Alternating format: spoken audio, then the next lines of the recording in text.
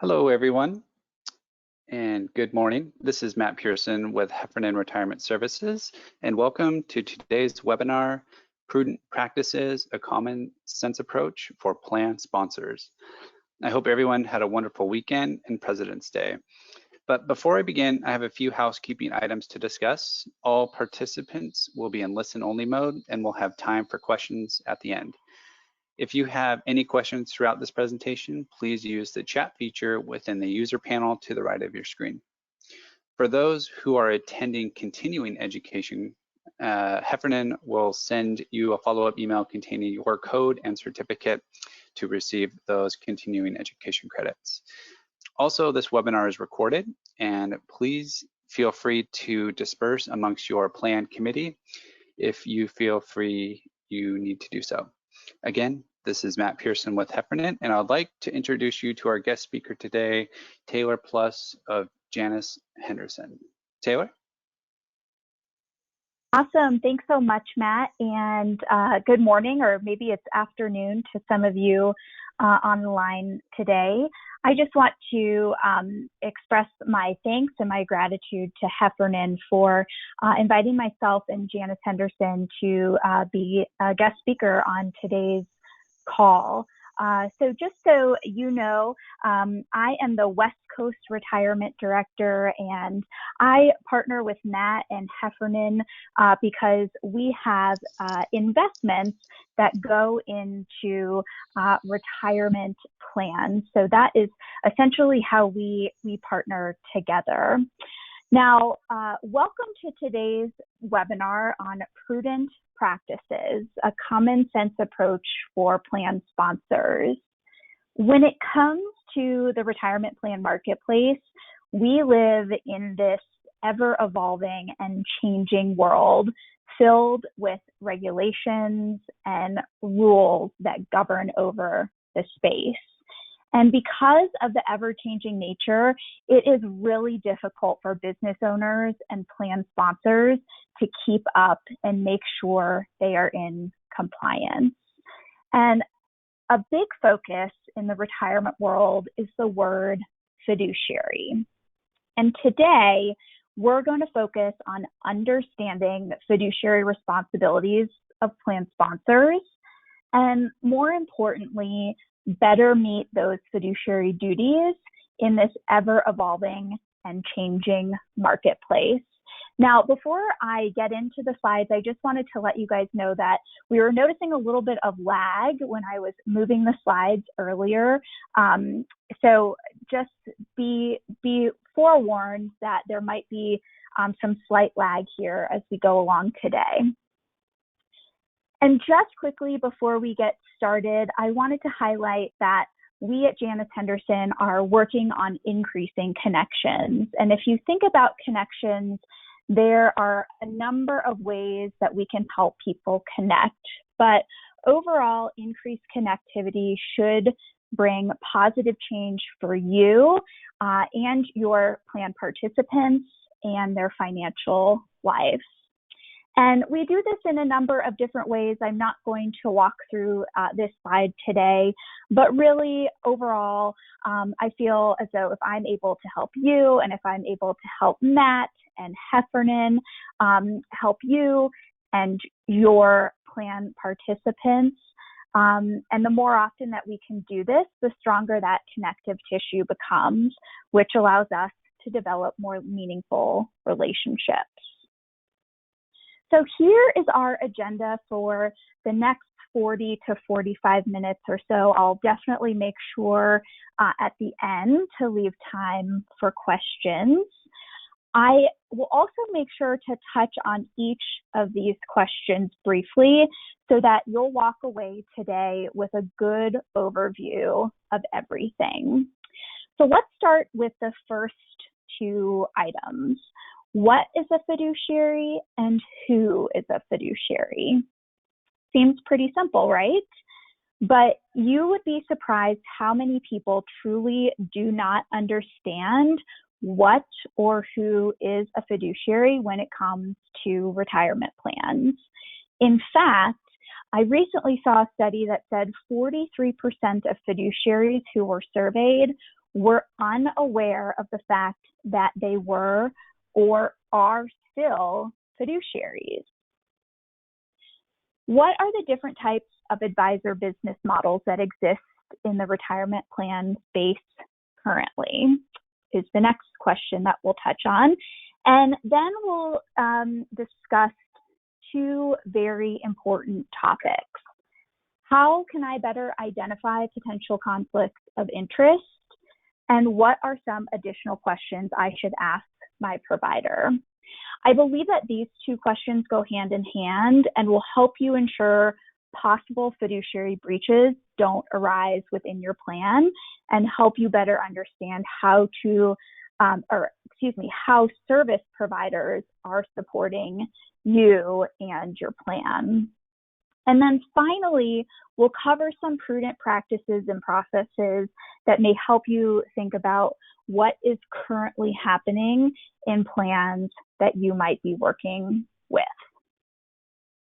Okay, so let's start with what is a fiduciary. If you look up the word fiduciary in the dictionary, you will see that the word originated from the Latin word fidere, which means to trust. And from that original idea, we come to the modern definition, which reads, involving trust, especially with regard to the relationship between a trustee and a beneficiary. And this idea gives us a guide for how to act as retirement plan fiduciaries. And the idea of trust is prominent. We are, however, talking about people and we're talking about organizations. So a fiduciary is a person or organization who has the highest legal duty owed to another party and is bound ethically to act in the other party's best interests. Overall, it is important to keep in mind that as a fiduciary, you are in a position of trust, and your actions must be in the sole and best interests of plan participants and their beneficiaries. Now, logically, the next question should be, what are the duties of a fiduciary? Well, here they are up here on the screen. You can all see them, but we can read through them together. The fiduciary must act for the exclusive purpose of providing benefits to the plan participants and beneficiaries.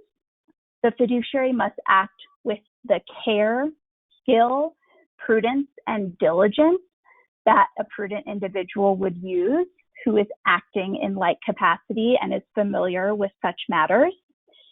The fiduciary must defray reasonable expenses of administering the plan. Plan assets must be sufficiently diversified.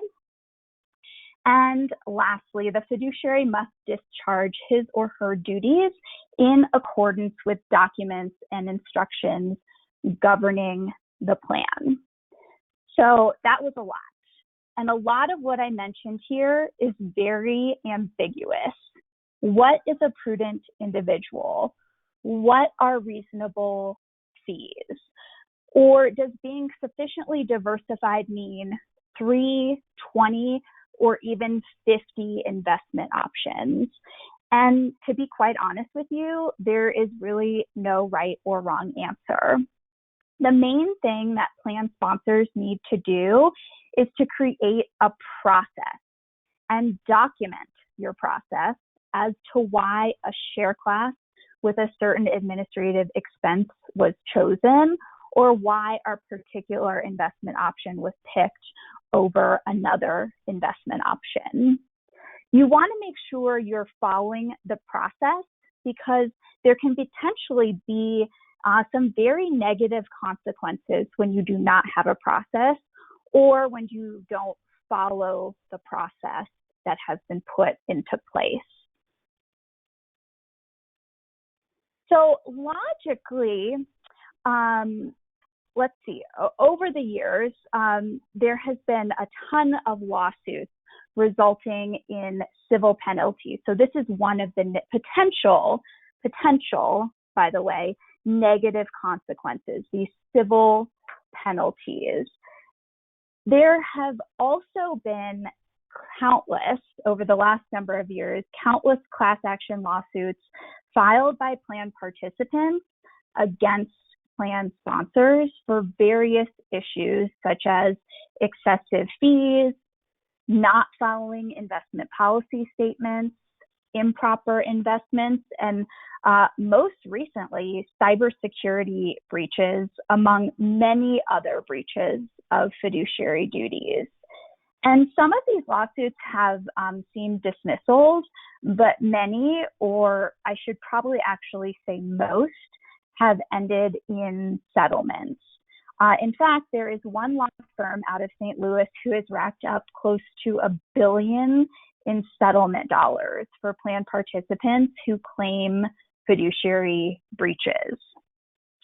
Other lawyers and other law firms have figured out that retirement plans, unfortunately, are an easy target.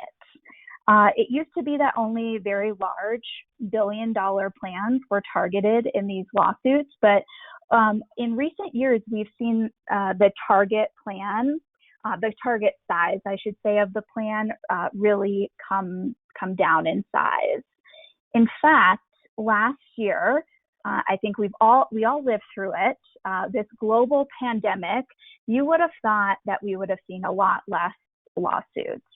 Unfortunately, in 2020, we saw cases rise 5-fold from 2019. And we don't want anyone on this call today to be caught in the crosshairs of a lawsuit. So you all should be very proud of yourself for attending today, because this is the first step in the right direction. Of course, there are also the potential for criminal penalties. The main theme here, what I'm really trying to drive home, is that being a fiduciary is a very serious responsibility, and it can affect you personally, and it can also affect you financially. So we want to set you on the right course as you leave today's presentation. So we now know what a fiduciary is, what a fiduciary does, and unfortunately, the negative consequences of not holding up your fiduciary liability. And some of you on this call at this point are probably wondering, am I a fiduciary? Is the financial advisor who we've hired to help us with our plan, are they a fiduciary? Remember what I mentioned a little bit earlier. 43% of plan sponsors are not even aware of the fact that they are a fiduciary. So I want to point this out, that you are not alone if you're questioning whether or not you are in fact a fiduciary. We're going to try to help you all get to the bottom of whether or not you are a fiduciary. And there is actually a legal test to determine if a person or a party is a fiduciary.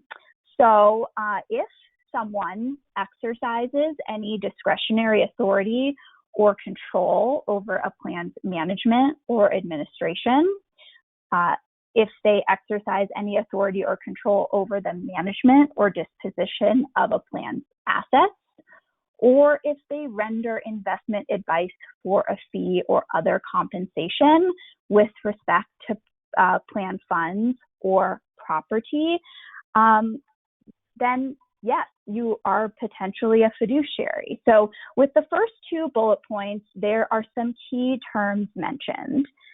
So I'll start with plan management. Then there's plan administration and management of plan assets. These are items that definitely fall under the business owner or investment committee's purview. The last items regarding investment advice for a fee, well, that is much more geared towards a financial advisor or a consultant that is hired on to help the plan.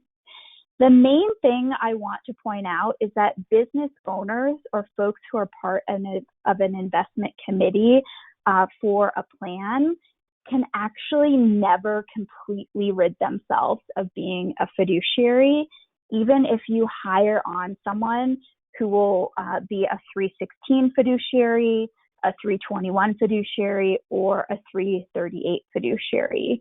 And those three terms that I just mentioned, you may not be completely familiar with. So we will obviously define those three terms here shortly. So what's the definition of advice? Well, ERISA regulations actually define advice with a 5-part test. So if a person makes recommendations on a regular basis in accordance to a mutual agreement or understanding, gives advice that serves as the primary basis for investment decisions, and that advice is individualized to the plan or plan participant, then they are in fact a fiduciary. And in many situations, this is a financial advisor or a consultant. But here is a much more robust list of parties who are fiduciaries. So plan administrators, plan trustees, investment managers, and advisors. Then there's named fiduciaries, deemed fiduciaries, and functional fiduciaries. So this kind of leads to the question, then who is not a fiduciary?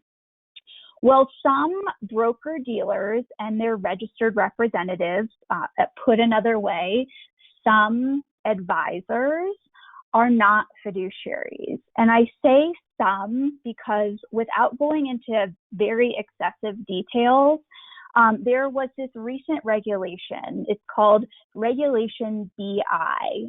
It stands for Regulation Best Interest. And when it went into place at the end of June of last year, so June of 2020, for some registered representatives who were not fiduciaries before this regulation, they are now in fact fiduciaries and are now considered investment advisors. Also, CFP professionals, or someone that holds themselves out as, excuse me, a certified financial planner. So if an advisor, excuse me, I'm so sorry, you all, let me take a quick sip of water. Let's start over. Let's start with CFPs, so certified financial planners. If an advisor or registered representative holds themselves out as a CFP, then they are also a fiduciary. So I like to see some broker-dealers and their registered representatives because this is really a gray area. Some people are and some people are not fiduciaries in this category. Record keepers, not fiduciaries. Neither are third-party administrators, actuaries, accountants, and people who perform ministerial acts. So what about your plan's advisor? Are they or are they not a fiduciary based off of what I just said? So essentially, there are two types of advisors. There are registered representatives who are non-fiduciary advisors, and these individuals are required to deal fairly with clients. They must make suitable recommendations, and they must disclose certain actions that are not made solely in the interest of clients.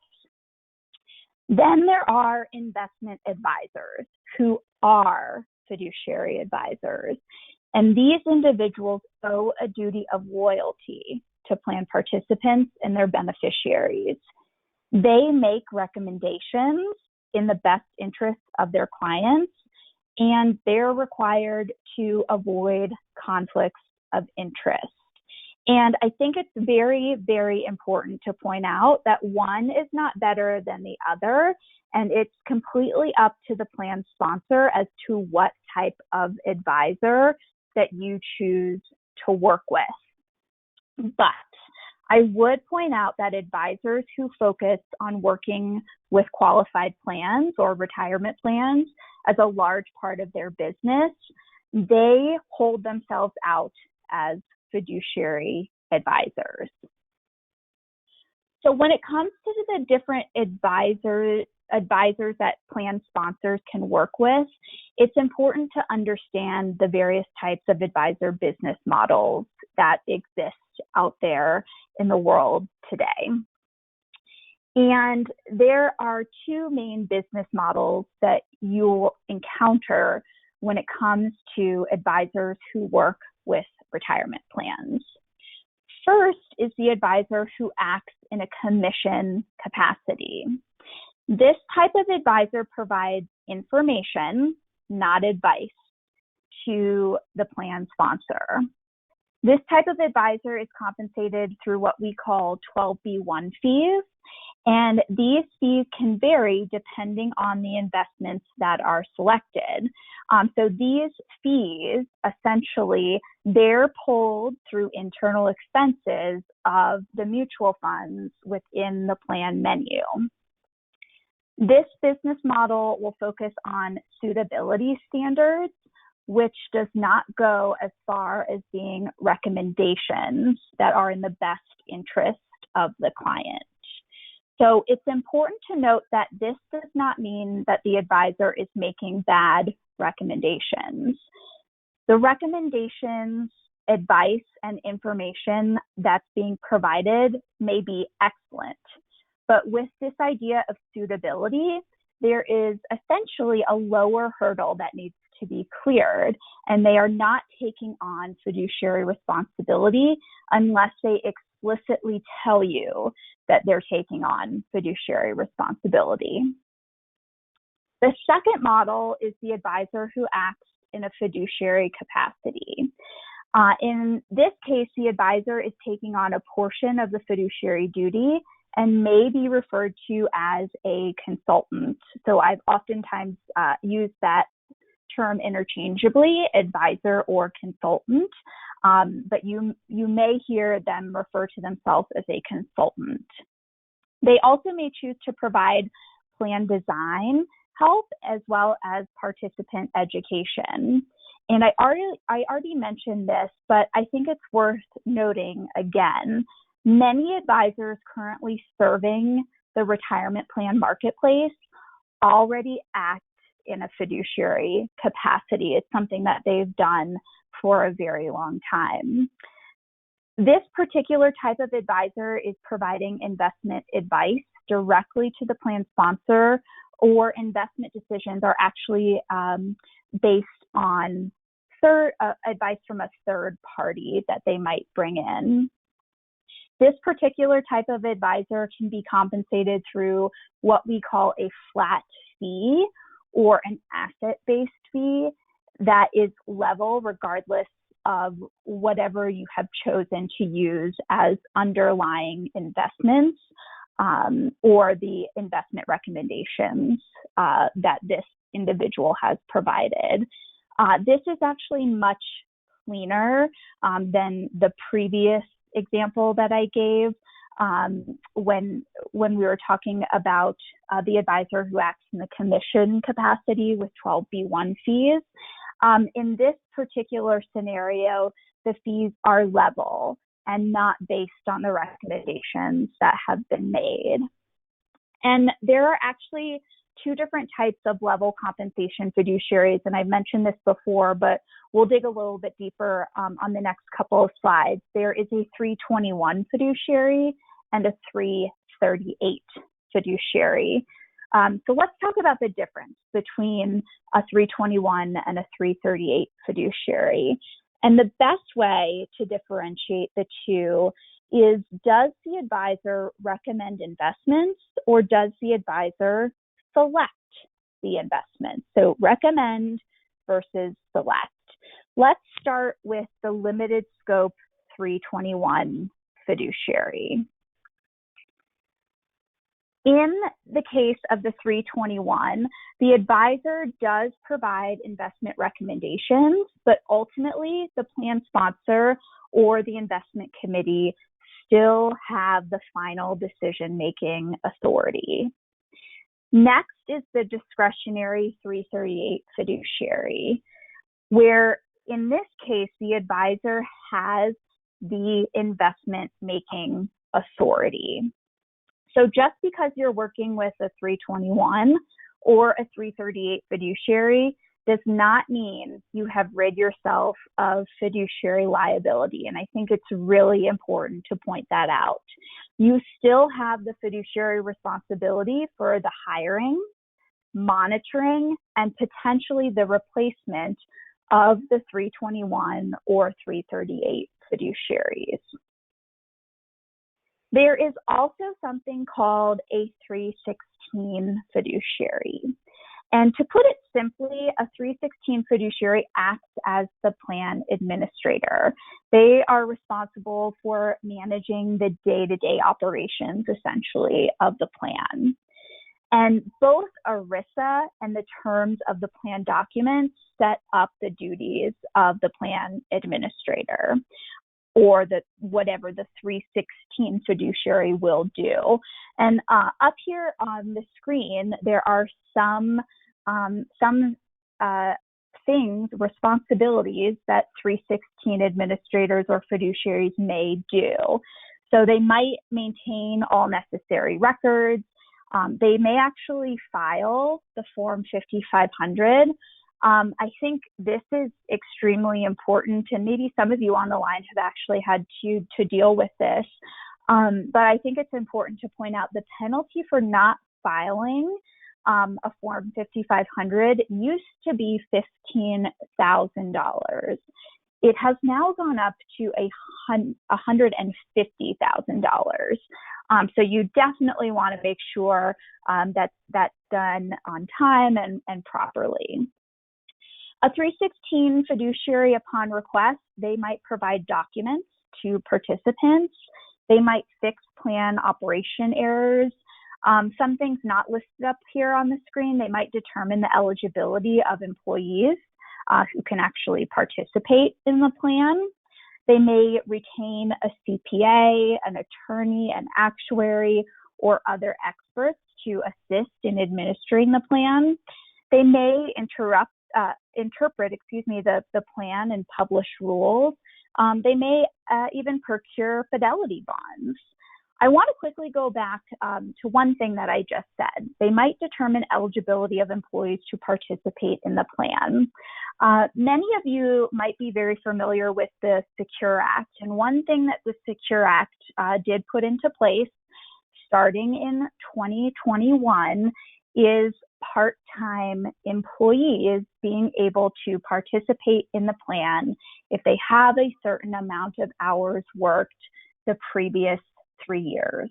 And I just want to point out that this is something, if you are working with a plan right now, that you want to be aware of and look into details about. We don't have time to go into details on this today, but the clock started January 2021 for accounting for these part-time employees, accounting for the hours that they've worked in order for them to be eligible to participate in a plan. So this might be something that a 316 fiduciary would help you with. If you're not engaging with a 316 fiduciary right now, it's something that you definitely want to be aware of. Next, let's touch on identifying conflicts of interest. And as we get into this section, it's important to note that there is a lot of gray area into these potential conflicts of interest. But many of the things that we'll talk about are what we like to call just common practices. So if nothing else, I think it's important to be better informed about what these quote unquote common practices are and know what types of questions that you should be asking. So I think the best way to really go through this, identifying conflicts of interest, are just with some very quick case studies.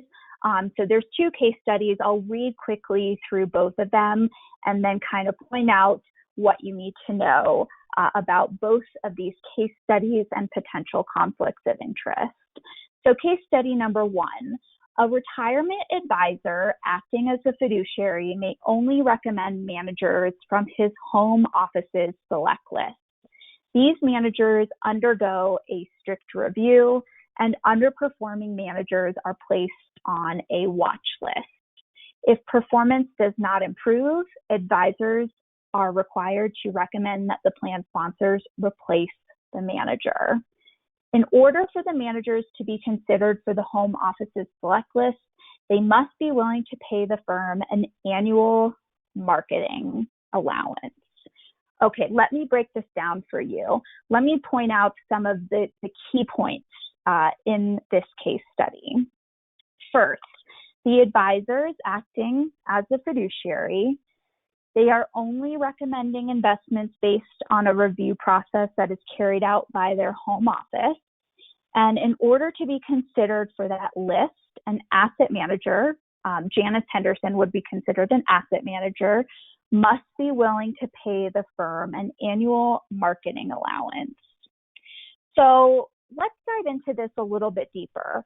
A strict review process is great, but then we have this annual marketing allowance. And some of you might be going, that's ringing alarm bells in my head. It might seem questionable to you, but this is one of those things that is actually very commonplace. So to my point a little bit earlier on the last slide, you have to understand what is commonplace. However, you should be asking questions about how investment options become part of this home office select list that they're talking about. You'll want to ask what metrics are being used and who's eligible to be part of this list. Essentially, how did we decide on these funds, or how did they get on this particular list? It's something that you definitely want to be inquiring about. Now, here's case study number 2, and we have a situation here where we're looking at proprietary versus non-proprietary funds. So for those of you who are not familiar with this terminology, I want to quickly take a step back and define what this means. So a proprietary fund is a fund that is owned and operated by your record keeper. So let's go into case study number 2. In a competitive finals scenario, an advisor recommends several funds that are offered by a proposed record keeper.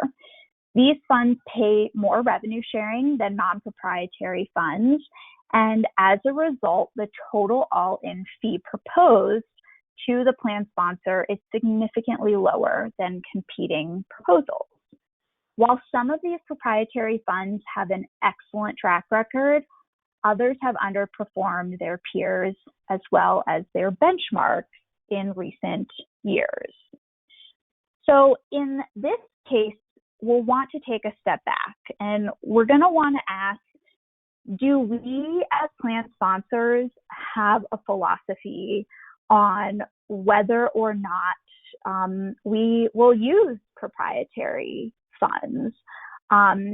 So what's our philosophy versus proprietary, on proprietary versus non-proprietary funds?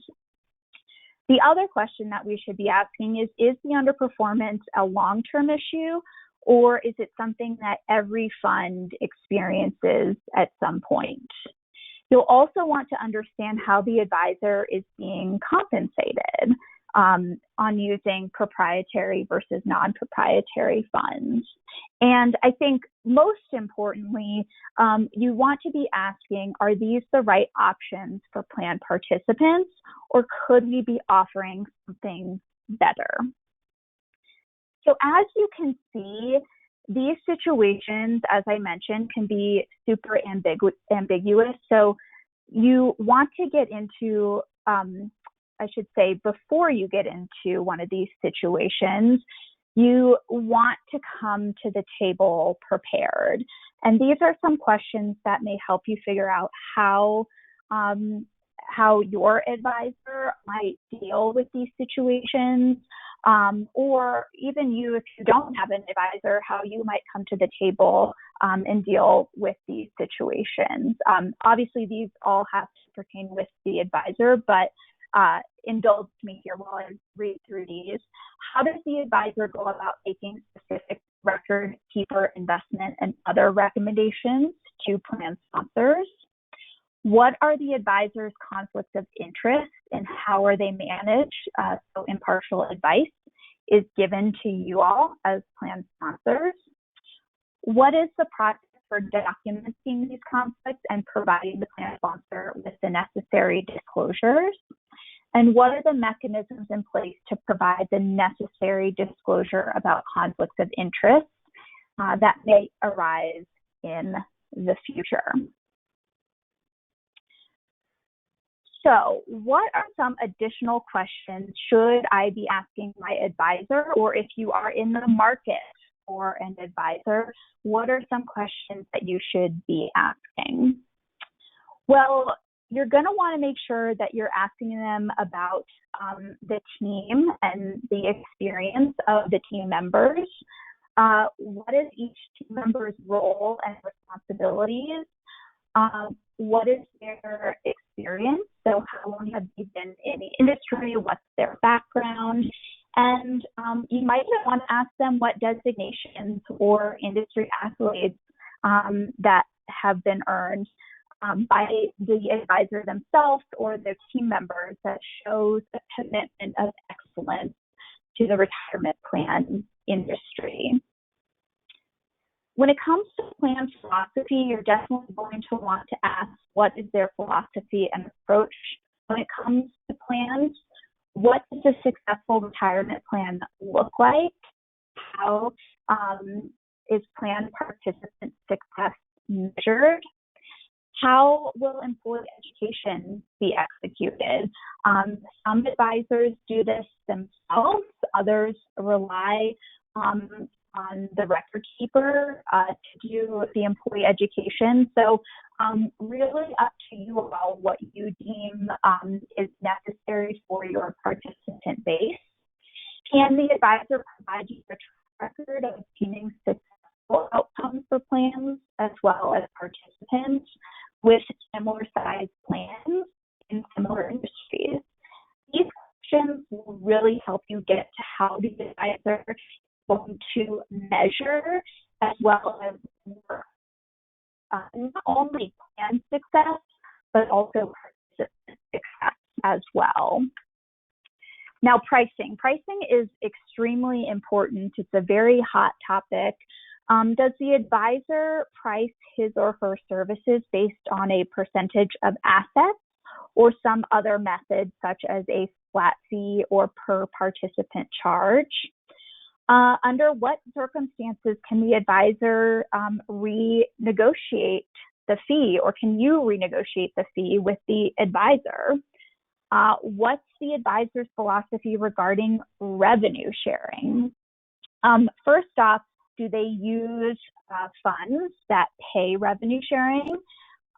If so, are the payments credited back to the participant? Pricing and fees, bottom line, are always important. So you'll want to fully understand how the advisor is compensated and what services you and your participants are going to receive for the compensation that is being paid. Now, here are some questions you should be asking when it comes to plan investments. What are the track records and capabilities of the parties providing investment advice? What's the advisor's philosophy regarding qualified default investment alternatives, otherwise known as QDIA? What's their philosophy on not only on selection but on monitoring of these? I think it's important, very important to point out that this is where the vast majority of participant dollars are flowing. The vast majority of QDIAs are target date funds. And you want to really make sure that there is a process to evaluate all of the target date options to narrow down what is the best for your particular plan and participant population. Lastly, has your advisor discussed some alternative investment structures like stable value funds, maybe guaranteed income solutions, or even managed accounts? There are other options out there that maybe you just haven't even been educated about and would like to know about. So bottom line, plan sponsors need to be really asking the hard questions. The more educated you are on how these providers work, how they're compensated, and what they provide for that compensation, the better able you will be to ensure that your plan functions correctly, efficiently, and ultimately you ensure those positive outcomes for participants.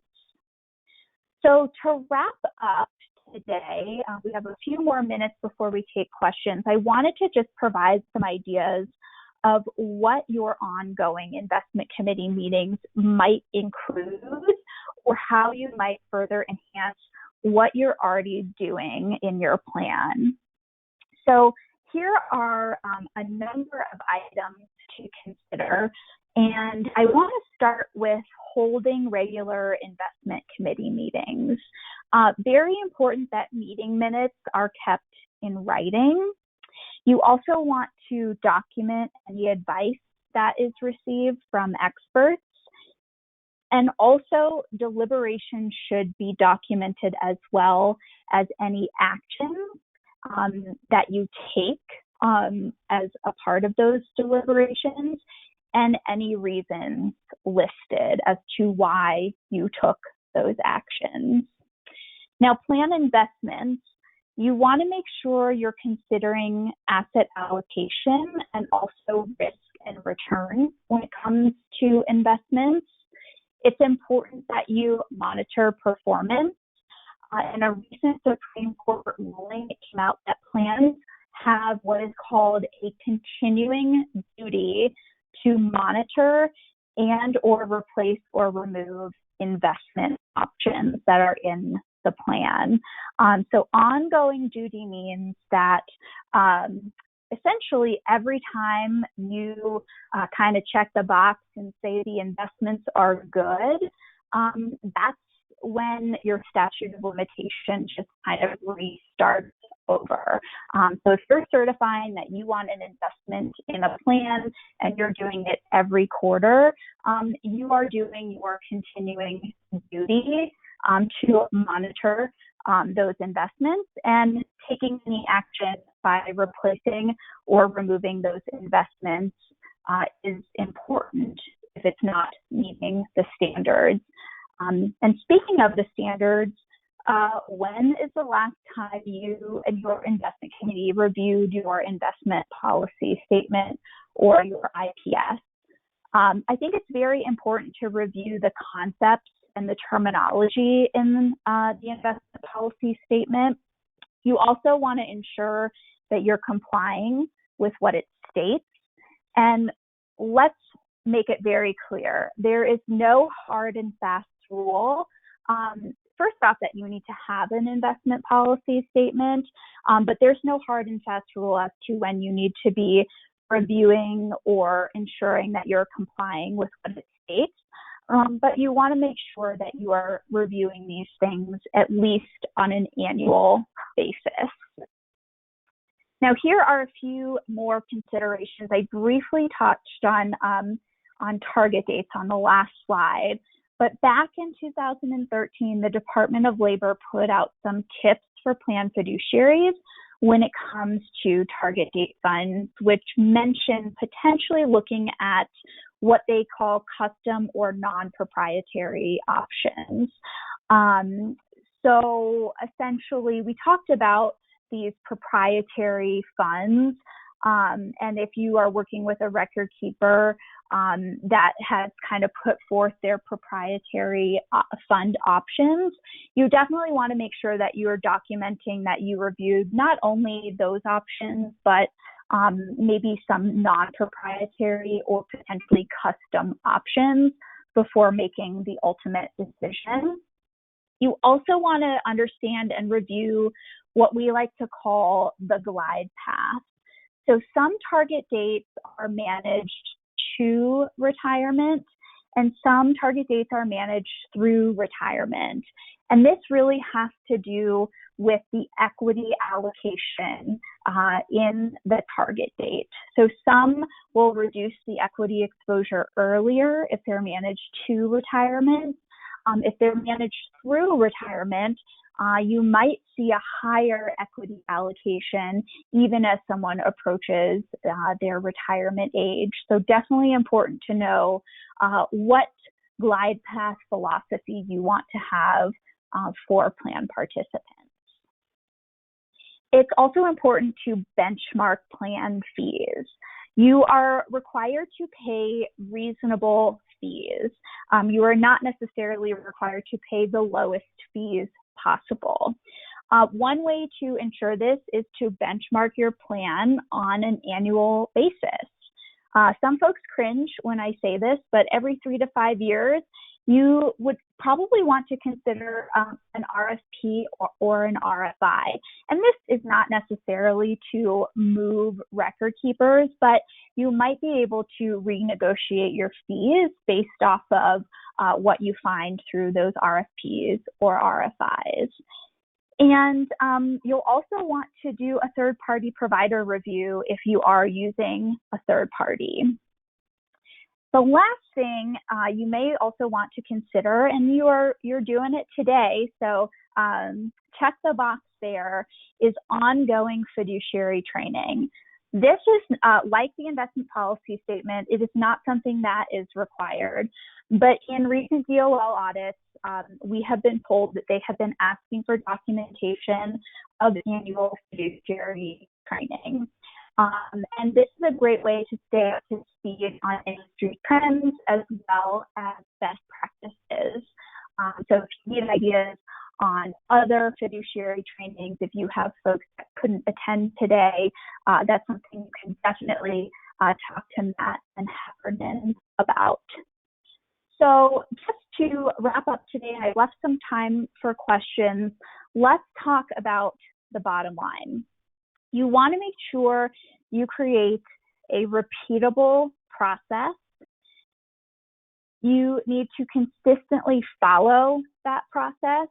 And most importantly, and I cannot stress this enough, you want to document decisions that have been made throughout that process.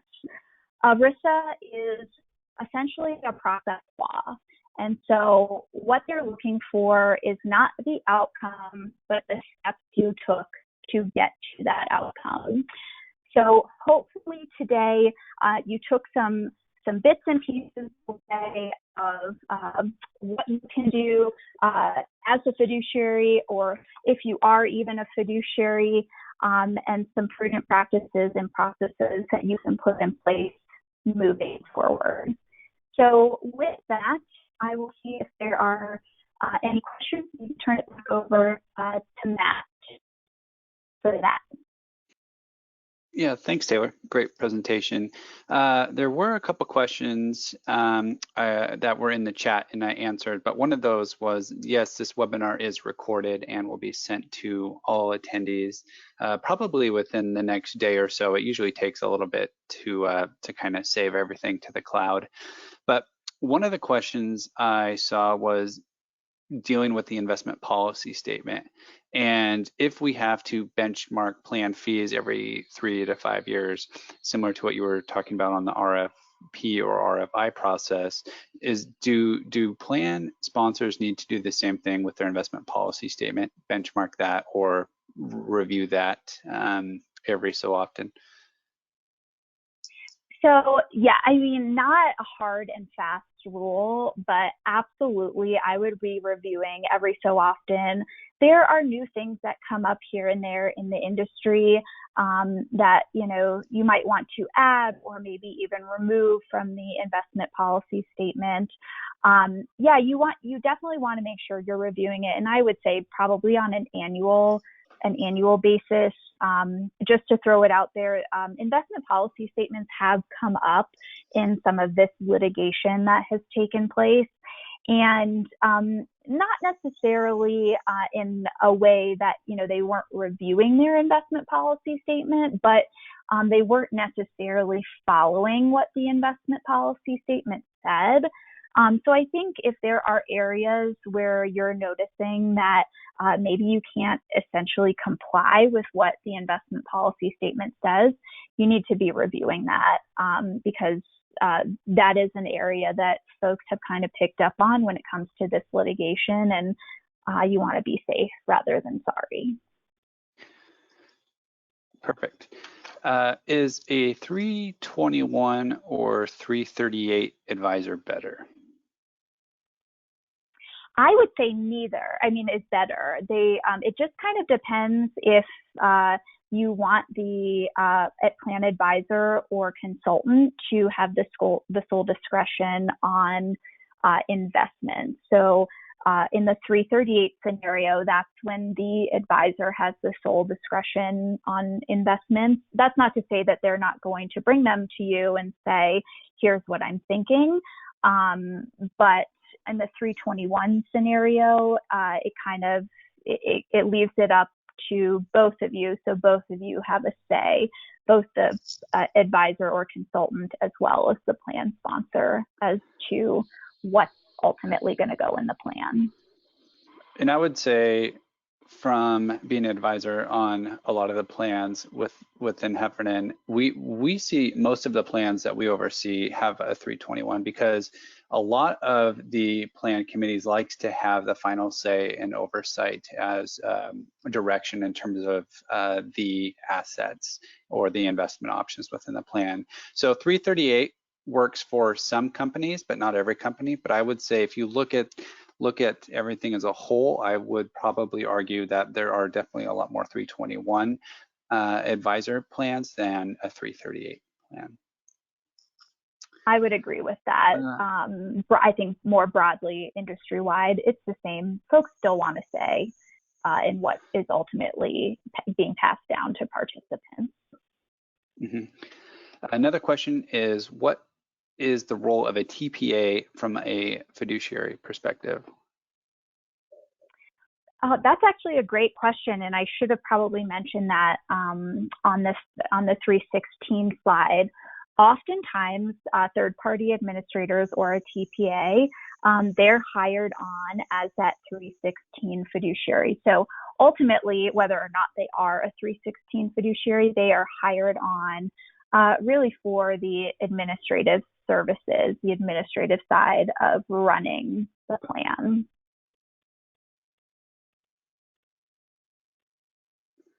Okay, and one other question is there a way to completely remove all processes from the plan sponsor as it relates to fiduciary? So I think this question is asking, is there a way to completely wash our hands free from all fiduciary liability by having the advisor and everything in a 316? That's my understanding of the question. Yeah, unfortunately, no. There is no way to completely rid yourself because ultimately you're making the decision of hiring the advisor, hiring the 316 fiduciary. So that still, there's still fiduciary liability in that. So unfortunately, no. I think you can definitely limit that, but there's no way to rid yourself of that. Okay. Good question, great. though. Yeah, great question. So that is all the questions I see. And if you or any attendee has any other questions that they come up with later today or throughout the week, please email them to myself, Matt Pearson, emails Matthew, letter P, at hefgroup.com, or your Heffernan representative. Or if you have any other questions or need some assistance with looking at your overall fiduciary capacity as it relates to the retirement plan, feel free to reach out again to myself or Taylor, and we're happy to walk through everything with everyone. So this concludes our webinar today. Just wanted to remind everyone that we will be sending these presentations out shortly, along with your continuing education credits. And with that, and Taylor, I wanted to thank everyone for attending today's webinar on prudent practices.